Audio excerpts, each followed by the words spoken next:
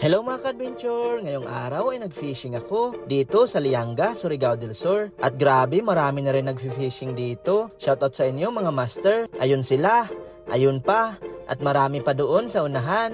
At ito, sinubukan ko na. Relaxing lang muna. At maya-maya ay fish on na. Isang good size na one spot snapper. At sa mga oras na ito ay may lumapit na isang angler sa akin. Shoutout sa iyo, Master Dupi. Kaya ayun, nagkwentuhan lang kami habang nag-aantay na may kumagat. At maya-maya ay parang may kumagat na nga. At ayun, fish on na. Isang one spot snapper ulit. At maya-maya ay umuwi na rin sila ni Master Dupi. At ayun, solo fishing ulit.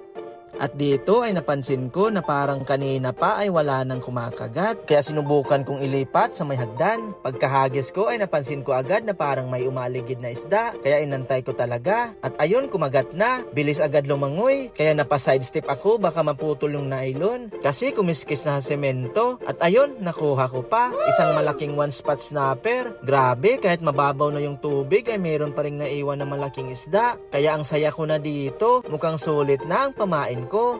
At sa mga oras na ito ay mabilis na ang pagbaba ng tubig, kaya wala nang kumakagat. At sinubukan kong ihagis sa malayo, hanggang sa maya-maya ay may kumagat na nga. Mukhang malaki kasi palaban talaga siya. Anong isda kaya to? Eto na, isang pakol pala. Kaya nadismaya ako dahil lugi ako nito. Maliit at walang halos laman, kaya ibinalik ko na lang muna. Sana wag ka magsumbong sa iyong mga kasama.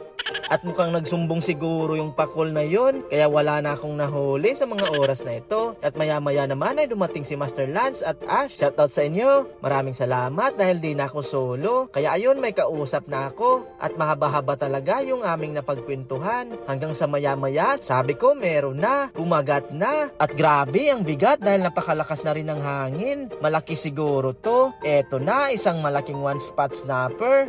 Paborito talaga ako ng mga isdang to. At ang sarap pa naman nito. At ang saya ko na. May pang-ulam na talaga. At maya-maya ay fish on na naman. Galing pa rin doon sa aking pinagagisan ko kanina. At isang malaking snapper na naman. Ayun, may nadagdag pa. Hanggang sa gumabi na. At umuwi na rin sila ni Master Lance at Ash. Kaya balik solo fishing na naman. At sa mga oras na ito ay wala nang kumakagat. Kaya uuwi na sana ako. Nang may biglang nanghingi ng barya, sabi ko wala ako dalang pera. Kaya binigyan ko na lang siya ng pamingwit. Sabi niya marunong naman daw siyang mamingwit. Kaya mas maganda tong pamingwit kaysa barya. Baka ipangsugal pa. Itong pamingwit, maaaring makahuli siya ng isda at pwedeng pang-ulam na. Kaya ayun, ginawan ko na siya ng sit-up at binigyan ko na rin siya ng pamain. Kaya ang saya-saya niya at nagsimula na siyang mag-fishing. At sa mga oras na ito ay puro ubod na maliliit lang yung aking nahuhuli.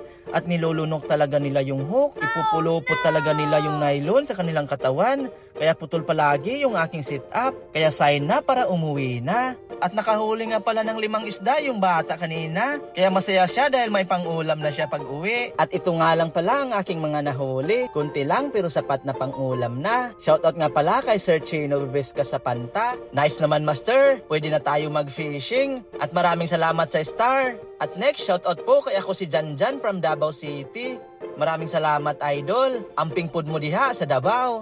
At next po, shoutout kay Jeric Fernandez from Glan, Sarangani. Maraming salamat master. Shoutout po sa mga taga Sarangani. At next naman, shoutout kay Wilmer Parchamento. Maraming salamat sa solidong pagsuporta sa TikTok at dito na rin sa aking Facebook page. At shoutout din po kay Mark Dave Goma na isang angler from Lianga. Sila pala yung namingwit sa kabilang spot. Shoutout sa inyo mga master. At shoutout din po kay Chelsea May Sirot. Maraming salamat sa pag-follow. At yun lang po, maraming salamat. Hanggang sa muli na namang fishing adventure. Paalam!